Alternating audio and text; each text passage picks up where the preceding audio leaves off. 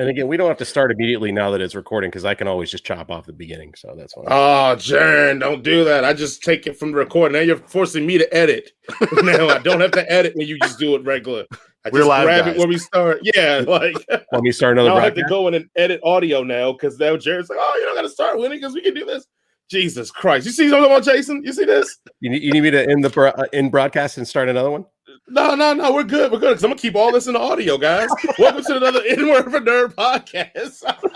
I am your host, Cordy J, or should I say Lazy J, non-edit J. Not trying to deal with none of that J. And I'm here with my co-host as always, the Duke of all nerds, Jason number A. Jason, what's going on? What's up? I'm glad I didn't volunteer to edit anything. And yes, I'm here with the number one editor on our team, on our squad. We call him the token because we also unlocks the ability for us not to edit, but also allows us to get the white perspective on things that, probably we shouldn't hear from white folks about. But Jared, what's going on? Hey, what's happening, man? Yes, I got somebody that called me and was like, "Hey, is he saying Medea wrong, or is this just like a gag?" I said, "Nah, he always says Medea. I just never corrected him." We just let him slide. It was never my place. I'm glad you Jason got a phone call about that. I'm gonna lock it up. His grandma called him like, "Yo, we gotta correct him." Don't at me, bro. So forward, and it's just in time for the delicious debut of everybody's favorite athlete that we should have probably put on this list now. Nope. Mr. LeBron James with Space Jam: The New Legacy. Looks like the Duke of Nerds is already shaking his head and is disgruntled. So let's let you begin. How did you feel about this new entry into the echelon, the series that is Space Jam?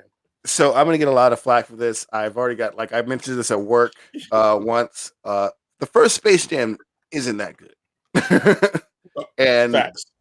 This one isn't that good either. But the major, I guess, for me, it was entertaining enough. I did laugh out loud a few times. I was entertained. But the main thing about this movie is pretty much from the get-go, they even kind of say this, is that Warner Brothers does not know what to do with anything that it owns. It does not know how to handle any of its characters. It just doesn't. And they basically say in the movie, "Oh, let's just send them to the rejects with the Looney Tunes," which basically built their company, and they're just treating them just like, there it is, who cares? LeBron James, his acting in this is completely terrible. It is worse than Michael Jordan's acting in Space Jam 1. And that was terrible. I had a question real quick. Do you think he gets a pass because he made a self-referential joke about athletes not being able to act? Just because you mentioned it doesn't mean it. You can just do it. I'm sorry. Don Cheadle, who's normally, great in everything, is not very good in this, even though I think his lines are the best. I feel like this movie, they had some good writers in this movie. It's just the acting and the delivery was just not there for this. Whoever got to do the voice acting for Bugs Bunny and most of the cast, they should have gone back to Billy West and some of the other people that were in the first Space Jam, because their voices are just off to me. I guess I haven't listened to Bugs Bunny in 15 years, but it just didn't seem like Bugs Bunny to me. And also, there was no reason for Zendaya to be Lola Bunny. Couldn't they not have found a voice actor of color that, this is kind of movie that you want your voice actors. It's fucking Looney Tunes. You want your voice actors to shine. And it's just a passable Bugs Bunny impersonation that. But other than that, it was moderately enjoyable. I liked the little basketball game at the end and how it, factored into the Suns, programming. Which also brings me to another thing, is that I hate how video games, or not video games, how movies make people's passion in video games seem like it's stupid. Bad thing. At this point, video games, I guess, movies taking digs at video games because they make more money than them, annually by far, by billions of dollars. Video games make hundreds of billions of dollars more per year than movies do. And it's like, that's a viable career that people can have. You can program video games and make a lucrative life out of that. You can even play video games and make a career out of that. Like this whole like, oh, that's not a real thing. Stop doing that, please. It is a real thing, Grandpa. But yeah, I guess we'll do the whole review, whether we recommend this thing or not. Or do we want to do that now? No, we'll do it at the end. We'll do it at the end. Okay, Jared, yeah. I'm pretty sure your feelings are pretty well met. But Jared, go ahead. Yeah, it was a paint by numbers, nothing overly offensive, nothing overly great. It middle of the fucking road, but that's a shame for how much money and talent they put into it, especially with like Don Cheadle and the creativity behind a lot of it. I don't know when this was written. Because there were like 3 Game of Thrones references. Like, yeah, they write this either having not watched season 8 or they write this like 6 years ago. But also, who is this for? Like, what kid's gonna be like, that's a Game of Thrones reference? Yeah, they put yo, they dropped into Mad Max. I'm like, yeah, what the fucking reference is this? And it's live action Mad Max too. I'm like, whoa. Kids aren't going to get this. Also, the Gremlins show up. I'm like, whoa, kids aren't. It must be for the parents. Very beginning, the thing that threw my first note on it is poor kids don't throw away Game Boys. Yeah. I mean, that was the thing to have back then. So at the very least, if he was going to focus on his game, he would sell that shit. His mom, he had a single mom working double shifts and can never go to his game. And he has an $80 device and he's going to chuck it in the garbage. The fuck out of here. The fuck out of here. Clearly Michael Burnham got into a transporter accident, ended up time displaced on Earth, and decided to cozy up with an athlete because she was killing it as the mom loved it. But the entire time, the entire time she was given that like that hard Michael Burnham, Captain Burnham stare into the camera, and I'm like, oh, there she is. Rick and Morty show up, pulling us back to the last thing. Oh, yeah. Hilarious. Still, like, what kid's gonna get that reference? What child is watching Rick and Morty? If your kids are watching Rick and Morty, you're a bad parent. All the kids are watching Rick and Morty. Absolutely. Same thing when we were watching, Beavis and Butthead and shit like that back in the day. Same fucking thing. Now who's the old man? I guess me. I had an issue with everybody getting transported in their phones. What about all those motherfucking people that watch shit on their phones while they're driving? Like, how many deaths occurred from this fucking game? Like, people just disappearing while behind the wheel of their car, because they were. I was like, oh god, there's people getting zapped in their phones. People are dying left, right, and center. The Michael B. Jordan. You think Al G Rhythm cares about that? You thought that was his concern? Oh, I don't want to get any, vehicular homicide deaths. So he didn't care about that. It's fair. I did. There was one little. There's a lot of references in the background, a lot. But I did like the one that stood out for me, and the only one I'll talk about. I love that they gave my people Yakko, Wacko, and Dot some love. They were chilling out on top of the spaceship, Marvin the Martian spaceship, and they gave them the full 3D treatment. So even though in their background and they didn't have a single line, they were 3D models that were rigged and animated, and I thought that was fantastic because those guys are dope. I love the Animaniacs. So,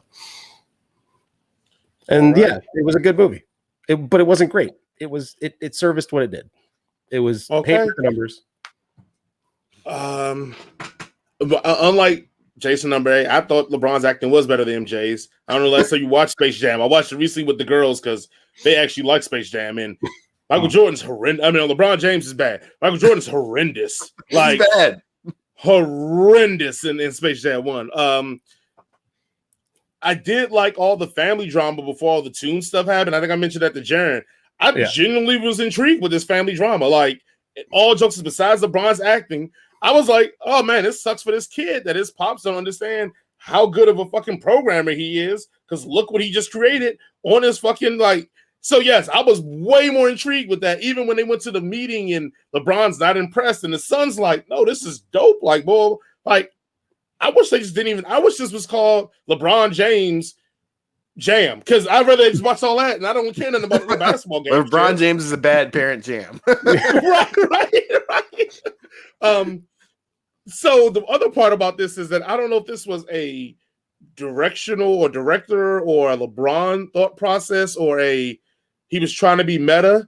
And I'll probably, because I didn't want to read or watch any other reviews of it, so I'll probably figure this question out more now because I've already have my opinion down. But they showcased all the things that LeBron haters literally say about LeBron in this movie.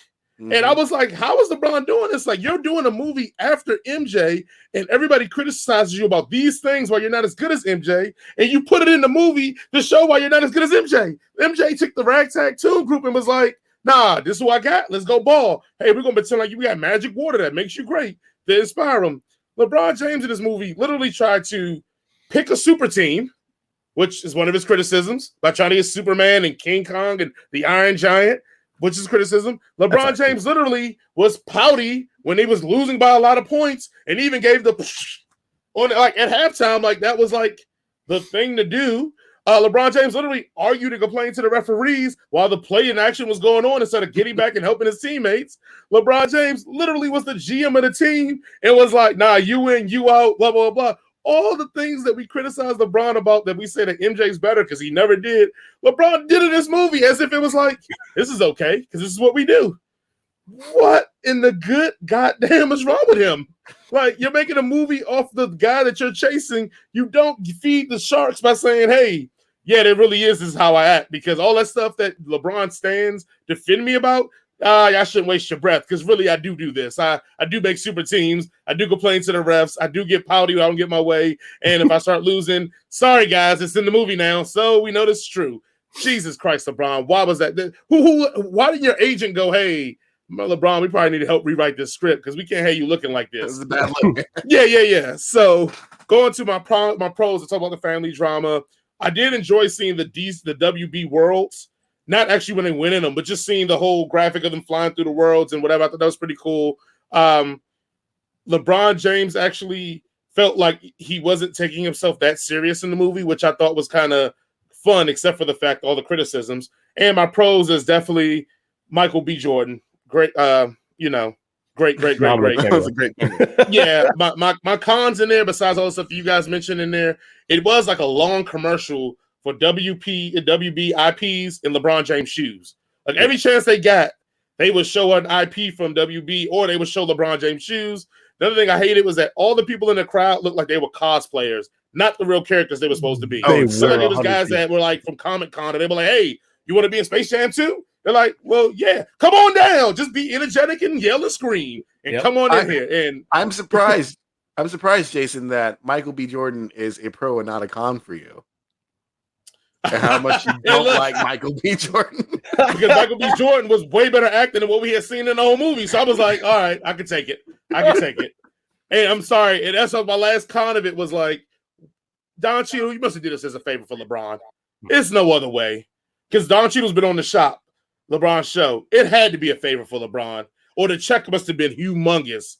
It must have been big. I can't watch no sudden moves now. You've ruined that for me, Don Cheadle. After this movie, you have Don ruined Cheadle's that for so me. good, but he's just bad in this movie. It's almost as like they didn't even get the green and blue screen right because his even interactions with the things around him was so jacked up. It was like, no, you got to play defense. Or why do you do? And I'm like, who is he talking to? He's not looking at the people. He's just looking out into space. And they just anyway. As I digress because I was getting riled up again, like the Arnold conversation.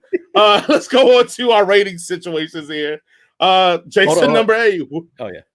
What are you going to rate this? All right, I'm going to rate this as what is this? Streaming. What is this? A 3. You can stream it. You can pirate it. You can. Don't pay money for it. Don't do that. Do not pay money. Do not go see this in the theaters. It's a 3 at best. Yeah, it's passable. But don't pay money for it. No, 3. All right, Jaron. It's available if you have HBO Max. It's available for free. Yeah, just stream it. Yeah. Apparently, LeBron is also a Hufflepuff. That they cram that in there. Not true. Yeah, he's totally a Slytherin. And I mean that in the most derogatory way possible. I was going to say Slytherin are really smart. I don't. Right. I'm probably gonna go, and I'm gonna grade this on the curve because I feel like this wasn't made for me at all. So I am probably gonna go a 3. Yeah, like you can wait to stream it. And I'm going with Jason number 8. Bootleg it, stream it, dust off your LimeWire. Go ahead and download it on down. Have a good time with that one. Caught if you use a LimeWire. Right. It's gonna come to your door that day. You won't find a seed on LimeWire. It'll be the only thing showing up on LimeWire servers. It'll be like, whoa. They only will come to your door to be like, dude, really? LimeWire? Yeah. Like we have to arrest you just because you're the only one on it. And the only reason I graded on the curve is because I did give Fast 9 a favorable rating because it wasn't for me either. And I said it was a cartoon. This literally was a cartoon, and it wasn't for me. So yeah, I don't really know who this movie is for in the first place. If it's not for nostalgia guys like us, and it's definitely not for kids because all the jokes are for nostalgia guys. I just don't know who this is supposed to be marketed to. But for kids, my kids fucking loved it. They my kid loved it. They didn't get all enjoyed the jokes. it, but he didn't get half the jokes. When Michael B. Jordan showed up, he's like, "Who's that?" I'm like, "Oh, that's." I had to explain it to him, but then again, I had to explain, who Michael Jordan was to him too. So right, yeah. My kids loved it. Like, yeah, a lot of the jokes that we looked at, they didn't care or want to get at all, so it didn't really matter. Thank everybody for listening to the N Word for Nerd podcast. Again, remember to like, share, subscribe, follow us on YouTube, Facebook. All of your DSPs, if you don't know what that means, it means digital service provider or digital listening service. Anyway, your DSPs, please listen to us all there, which is Spotify, Apple Podcasts, Google Podcasts, Anchor FM. We are everywhere. Please tell us what you think. Comment below. Tell us that we don't know what the hell we're talking about. Please comment and let us know that Arnold Schwarzenegger is the best. And regardless of what they think about Dwayne "The Rock" Johnson, that is foolishness and crazy talk. But we will see you all next time. Jason, any closing words? Don't follow me in real life because I do shoot first, but please be kind and tip your bartenders and servers. Token Jaren, any closing words? Arnold wasn't the best, and we proved it 2-1. So have a good day. I for sure won top 3 this week because that's excellent. You can't just claim yourself the winner. That has to be agreed out of 2 out of 3 people. 2-1. Nobody will, except for you clowns and 20-year-olds. Nobody else will agree that Dwayne "The Rock" Johnson is put. Anyway, I'm not going to get started. Thank you guys for listening. We will see you all next week. Peace.